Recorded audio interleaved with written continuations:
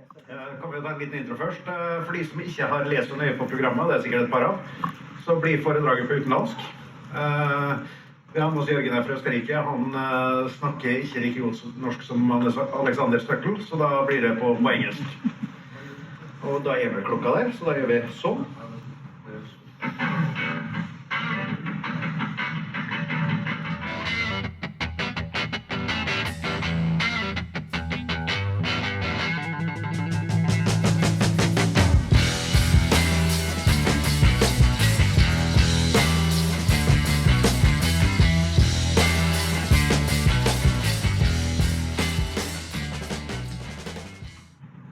And welcome. We're the European Ham Radio Show, or part of the European Ham Radio Show. First of all, we have Jørgen here. And what's your call sign, Jørgen? Thank you, Morten. Oh, is it on? Yeah, it's on. My call sign is Oscar Echo 4 Juliet Hotel Whiskey. I'm... You're plus 60 dB as usual. Yeah. Yeah. Mr. Plus 60 dB because I'm always strong when he's out in the park. I'm living in, about 30 kilometers south of Vienna in a province called Burgenland. And I'm the rookie on the show, let's say, since how long now? A couple of months. Yeah, 3, 4. You've been on and off for a while, and then we just decided to make you a permanent member of the show instead. Yeah, for sure. And it's great to be a member of the team. And then we have Kjetil. Yep, Kjetil, Lima Bravo 4 Foxtrot Hotel. Still a rookie, ham radio in Norway, 9 years or something like that, or 9 years this summer. I started doing YouTube when I started in the hobby. I started with making summits on the air videos and so on. And that was up to 2017. And then I got tired of it for a variety of reasons, technical and other. And then I got back to it when Morten started. And then started joining live streams and so on, and then joined the European Ham Radio Show. Yeah, and we're going to get back to the story on how everything started. Yeah. And then it's me. I've been licensed since 2020, so I'm still a new ham, at least according to a lot of people here. Done ham radio YouTube since 2021. Got a primarily North American audience on my channel. About 50% of my viewers are from the United States, and then another 15 from Canada. So tried to do this internationally, and that's also the philosophy behind the European Ham Radio Show. Then we have Tobias, also on YouTube, Bladcat on YouTube. He does a lot of technical stuff, rebuilds old radios and stuff. Great channel. He couldn't be here today, so we only have one German-speaking alibi here. And besides that, Bob, as you call yourself in English, he's in the audience because he didn't want to be on stage and be seen. So he's our alibi for comments, and if you guys don't comment, he will. He's shy talking in front of a camera. Yeah. And then we have a couple of former crew members. There are a lot of difficulties working across time zones and across cultures. So we've had 2 American members of the team. Sean, Whiskey 9 Fox, also known as Ham Radio Dude on YouTube. He's got enough with his own channel at the moment, so he's off the channel. And then we have Walt, who was together with us and founded the show, K4OGO, Coastal Waves and Wires on YouTube. Mm-hmm. And Walt's a great guy, but he also has enough with life and everything around it. So running a huge YouTube channel and being on our stream at a time which is not good, considering that he's in a different time zone, just didn't work out. But more importantly, what is the European Ham Radio Show? Because we are a YouTube show, but we're much more. We started as the European Digimode Net in, let's see what I wrote, May 2023. Tobias sent me an email and asked if we should just cooperate on stream, do FT8 and talk. So we did that. And that quickly gained some traction. But again, we're more than a YouTube show, we're a community. We're a virtual club, and we got to focus on Elmering. There's been a lot of talk today, and at least in the 2 sessions I've attended, about Elmering. And we believe that we need to armor people in the right way, right? Yeah, and this is a good way to reach out. Like you can do it at the time it fits for people to actually watch it. And it's interactive. Like we live off feedback. People come back and say, can you cover this? Sometimes it's very polite and stuff, and other times we'll maybe come back to later. Yeah. But it is a great way, and there's a lot of inspiration. Of course, there's also a lot of duplication out there, so you get a lot of similar videos with different people's takes and millions of different opinions. Yep. But that would be the same in this hall if you ask people about the best antenna. And then you have seen the last sentence here, because we're a Eurocentric ham radio show. We're the European and metric counterpart to shows like Coffee and Ham Radio's, Ham Radio Clubhouse, and most of all the Ham Radio Workbench, which we have cooperated with quite a lot. Great bunch of hams there. And this is how it all got started back in May 2 years ago. It is Sunday. It's 9 p.m. European time, or 1900 UTC, and we got a big crowd here today. Tobias on my side here actually had an idea a couple of weeks ago about a European Digimode net. So we don't really know what we're doing here, but we're going to try. And the chirping you hear in the background is not windmill. It's let's see if I can put it the right way. It's Kjetil that's outside actually doing radio. What are we gonna do? Yeah. And you probably noticed a couple of things there. First of all, how bad YouTube's automatic subtitling is. That's the first part. And the fact that we still don't know what we're doing. We're just a little bit better at not knowing what we're doing. Furthermore, that first show, which was supposed to be one episode on my channel, escalated. We had so much fun doing this that we started emailing back and forth. The next week, we actually had a show, and we figured we'd call it the European Ham Radio Show. And we ran it on my channel for the first 16 episodes. Then we figured out we need to spin this off as a separate channel, a separate brand, and have its own identity, which turned out to be pretty smart. Just to have that concept going by itself. And the first show on the TEHRS channel ran on September 16, 2023. And we've pretty much done a stream every week, haven't you? Yeah, except for Christmas vacations and so on. So we've been on mostly every week since that. Yeah. And we have a nice group of people that come back and watch us live and make sure that, like, a stream like this, that doesn't work unless you have people in chat.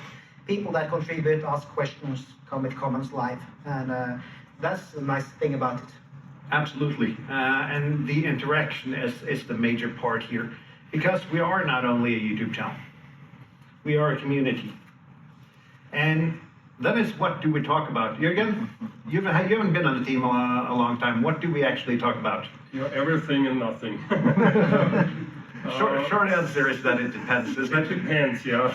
Yeah. So my first talk on the show was about, this was my entry, was about doing the US license exam as I did. And we talk about everything ham radio, basically, from simple stuff to really advanced stuff. We try to mix it up a little bit. I know Bob back there would like to have more technical stuff.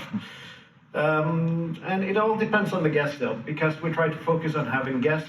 We try to focus on having the guests shine when they do this. And actually, it's not about us, it's about the community. And that's kind of our motto, doing this. And as broad as the community is, as broad are the topics on the show. Yeah, and the community also suggests topics to us. But the community and the guests are the important part, not we as hosts. We are simply a way for those people to facilitate what they want to do. And we have some highlights. And I know a lot of you people are going to cringe with the first thumbnail from YouTube here. We did this stream. And we did this just to see what kind of reactions we could provoke from it. Did it work? Yeah, it worked. And You're still alive? we were still alive, and George KJ6BU from the Ham Radio Workbench, he's got a quote, and that's, your ham radio might not be my ham radio, but it's still ham radio. Yeah. And that's what we're trying to get across, but in a little bit of a clickbaity thumbnail here. Then when Meshtastic hit, we got a couple of British YouTubers, which are really large, to come on our channel to talk about Meshtastic, which was a great show. Yeah, both Lewis and Andy are great people, and Lewis has been a couple of times on the show. We had the guys from Ham Radio Workbench on, talking about that show. That led to a lot of collaboration, so we've been on their show, and they've been on our show a couple of times, and then we've had the hosts from the Ham Radio Workbench on a couple of times with us. We introduced Bunkers on the Air, Sittin. Yeah, and that hasn't been marketed enough, but in Norway, everybody knows Parks on the Air, Summits on the Air.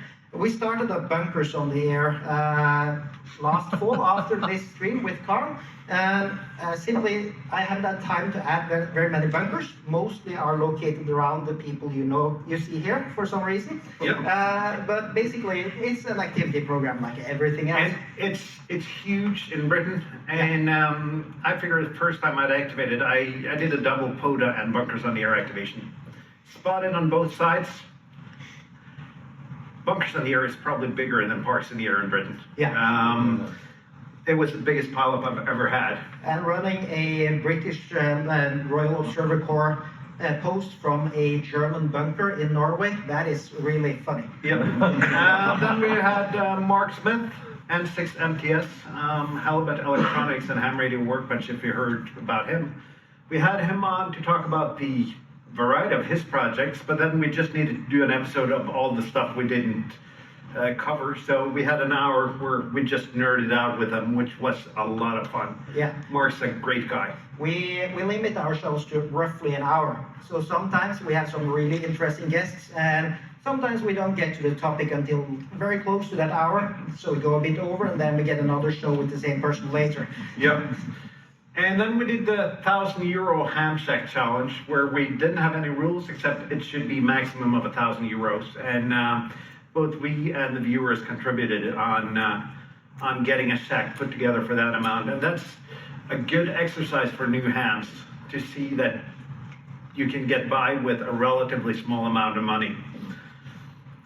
And then Øystein, there, stand up. He's also got a YouTube channel, and he made homemade ATES compatible coil. And we give you an hour, and we probably need an hour more in order to really understand how this coil works. But you got it down here, don't you, so people can take a look at it? Yes. Yeah. But again, it's not only a show, it's a community. And for those of you people who are, let's say, on Facebook, know that ham radio groups can be toxic. People have opinions. People want to turn everything around to have it being about what they think and not what's asked. And that is, in our opinion, harmful to the hobby. We could have shared screenshots of comments. We have not done that. All of you guys have seen that. But there's always that guy that knows best, suggests that what you're doing is not going to work, saying that you should use something else, claims that what you're doing is ruining ham radio. I had a club discussion at a talk I had, I'm not going to mention which club it is, where I got told that FD8 is ruining ham radio. Newsflash, it's not FD8, it's the attitudes like that that's ruining our hobby. Or the guy that probably calls you an idiot straight out. Yeah, and this is also the reason why I stopped making videos back in 2017. I've been licensed for a year, and basically got bullied out of making more videos. Of course, I look back at those videos, they thoroughly suck. But that was more on the production quality and me not knowing what I'm doing, Yep. and not the operational part. which they are still interesting for that from a rookie's perspective. So it's something to keep in mind, and I think it's sadly something that many of us meet, but which we don't have a big problem with, do we? We do not, and we're going to get back to that. But statistically speaking, 3 of you guys is that guy. Please stop. This is what ruins ham radio. So we're trying to fix this. It's not necessarily an easy way to fix this. But we've got some ground rules. Hit it? Yeah, go on. So we have to remember that everybody here has been new. Like we are, and we're coming from different backgrounds, but everybody, when you come into this hobby, you get a license and you don't know what you're doing. It's not like driving a car when you get it and you're the world champion. It's the complete opposite. So that's something everybody notices, and it's the same across every country, not Norway specific. No, this is international. Yeah, and we are good at something in the hobby. There are, it's such a wide variety or hobby of hobbies. We hear some people here today that talk about WinLink. Some are really good at remote stuff. Some are good at building stuff. Some are good at operating. Or some are just interested in teaching this and learning others how to do it. And there's nobody, or there are a few, of course, that know everything. But those are generally the people we talk about here. But there's nobody here that knows everything. And we thrive on respect. If we're gonna be, I don't know how many here was in the speech earlier about the WinLink communication, but if we're gonna be seen as like a respected community outwards, then we have to actually treat each other with respect and talk about each other, even if we're different, have different hobbies, different interests. We have to talk about framsnakke, as it's called in Norwegian, what others are doing, even if you don't like it. Yeah. Exactly. Yeah, and always think how you can help them. Like, if you're in here to harm the community, some people are, sadly. Then we need to make sure that we get to these people and try to guide them away from them in a suitable way, if possible. With Ham Radio YouTube, at least the people that make videos, most of them are there because they like to communicate. They are Elmers. So there's so many of us that actually want to share our knowledge and share the hobby and the joy of the hobby. Yeah. And finally, you summarized this in one sentence when we went through the presentation. Yeah. Always think about ham spirit. That's one word, ham spirit, 2 words, ham spirit. Yeah. And in our community, we have never had the need to moderate anything. Never had to moderate anything. That's quite exciting. Not a lot of people can say that running an online community in any subject, and especially ham radio. We had one moment where we almost had to moderate, but the guy self-moderated and left, so it kind of solved itself. That was after some feedback from people. A little bit of feedback, yeah. Careful guidance. Yes. Yeah. And our activity is centered around Discord, and probably a lot of people don't know what Discord is. It's a real-time chat platform, basically. We have different channels for different subjects there, so there is pretty much discussions going around the clock there. And from everything. A little bit off topic, a little bit antennas, a little bit guidance, a lot of portable radio, strangely enough. And the show is the common denominator. But Discord is what keeps us going. That's where all the feedback happens. That's where the mentoring happens. And this is what Discord looks like. And Kjetil, you can probably mention a little bit since you're the one actually. Yeah, you have the screenshot of me there. But basically here we have different channels. This is like IRC for the people that were on the internet back in the days. Different channels, different topics that we sometimes keep to, sometimes others. In this case, I tried to get, or I said I was working in Germany, and a German guy popped up and wondered where I was, in case I was close in that small country. It turned out that you weren't close at all. Not at all. But still, this is the way where we can share photos, we can share videos. People share photos of their online activities, same as Facebook, so it's not that different. But these are people that are mostly the ones that are watching our live shows, but also those that are watching our live shows after the stream, like they're in a different time zone or had to work or whatever. So really nice, and Yep. it's open for asking any sort of question. As long as you follow the ground rules. Yeah, If you're that guy, we might have the need to moderate. yeah, You should have a separate channel for that guy. Yeah. yeah, that guy. But this is all good. Then I'm sure some of you think that. Have you actually helped some people get licensed? We did, yeah. Yeah, we did. Perhaps you want to talk a little bit about this, Jürgen?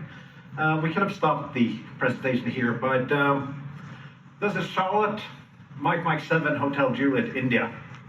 She's a brand new ham. Yeah, and she came on Discord for asking questions. What Yeah. can I buy? What equipment do I need? How can I set up my antennas and so on and so on. And there was a lot of Elmering going on. Yeah, and I think it helped her a lot. she first popped up in your first HD stream, actually. Yeah. She popped up before she got the license. Yeah. Yeah. Because she was going to get licensed and found her stream on the first HT. And as hams, we decided to help her. Of course, we had a lot of opinions on which HD she should get. And those are the type of questions that guy, let's just call him that guy, would ridicule. And on Facebook, this would have been a huge fire. It's just sad. It is. But in our Discord, we met her with respect, a will to Elmer. We asked questions, what do you really want to do with the HD? Where do you live? What kind of activity is nearby? And since she was going to get licensed, we followed up with 2 more live streams to get her and other people up and running. We did your first HF radio, and the conclusion of that, Jürgen, was which radio is your first? It depends. It depends, but it's usually the G90. Yeah. Yeah. It depends on the G90. Yeah. And then we followed up with, you've seen this slide before, the €1,000 ham challenge. And it is possible to get something for €1,000. It's not easy to get something for €1,000, but you can get it done. Charlotte got licensed in November, and she had her first HF QSO from the RSGB National Radio Center, and the RSGB shared this on Facebook. I've not looked at the comments there. And she kept sharing on Discord on her journey, what she did. She lives in an apartment where antennas can be quite tricky. So when she hunted her first park, she was really happy.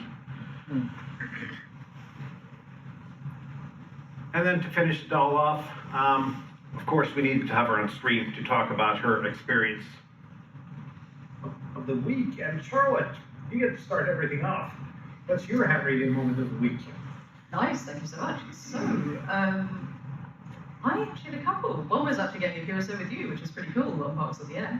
So I did get I hunted my first parks, which was really awesome, this week. And I think that's probably the main one, but also chatting to some other people on the Discord on DMR. That was kind of cool as well. We've got that kind of up and running, although that might be tail end of last week. But yeah, I would say hunting my first parks. That was awesome. I really, really want to do an activation. That's my next kind of big goal. Yeah, it was fun though. And what's unique is that Charlotte, first of all, she's under 40. Second of all, she's a woman. Those things are unique, and those are the people we should seek after as hams. Looking at the people here, we're not the most diverse community. we have some way to go there. And then it's the question if YouTube is the new Elmer. And I see that we run through the presentation way faster than we thought, so we got some room for questions afterwards, and opinions, of course. Yeah. As anything in ham radio. It depends. Yep. Because there's a lot of content on YouTube. There's a lot of good content, there's a lot of not so good content, and there's even more of mediocre content. But you can find information on whatever of the 1,000 hobbies within ham radio you're interested in. It's hard though, if you're new, to know which information is good and which is not. And a lot of channels, such as we, Coffee and Ham Radio's, Ham Radio Clubhouse, a lot of channels have a community, which allows for discussions and interaction, which is good, especially since attendance in most clubs are down. And other clubs, as Thomas said in the talk before us, people meet up to eat crackers and drink coffee and not talk ham radio. So we provide a little bit of that aspect in it. But then again, not all content is good content, and not all social media are equal. Facebook is probably the easiest platform to find content. Twitter is easy as well, but those platforms can be toxic. Those platforms can scare away new hams. So it depends, again, what you're looking for. And we cannot always replace physical elmering. Charlotte came to me when I worked with this presentation. She's trying to get an antenna up in just outside her apartment, and she said that it'd be so much easier if she had a local ham that could just come, look at what space she had available, and say that you can put up this kind of antenna. Asking those questions on a social media platform leads to a lot of opinions. So it's an addition and not a substitute for the physical mentoring. But it's got its place. Do you guys have any opinions on this? Yeah, I totally agree. Meeting locally, it's also critical to get people in. At least until recently, all courses in Norway, training courses, were held by local groups. I see that more and more are like nationwide. And it has its benefits, but it also means you don't physically meet up, and so on. So there's good things about both parts and bad things about both parts. And we have to live together with it, but it's a great addition, I think. And as long as you manage it and get a community like we've done, like others have done, then this is a really good meeting space for people who are interested in it. And for the others, we still have the local clubs as well. So. And to summarize it a little bit before we go to questions, we're more than a YouTube show. YouTube is what draws people to the Discord and to our community. And it's also a lot of fun sitting down some evenings and making the show. Yeah, and we also have podcasts, by the way. So we do have a podcast when someone remembers to upload the audio track from the episode as a podcast. yeah, but there are surprisingly many who actually like to listen to things like this in the car on the way to work or something like that. So that's also interesting to see. Yeah. And we're the metric ham show. Again, we're Eurocentric. We do have a lot of American guests. We do have content for the Americans, but we try to be the European counterpart to all of those American shows, which are great, but not everything is directly translatable.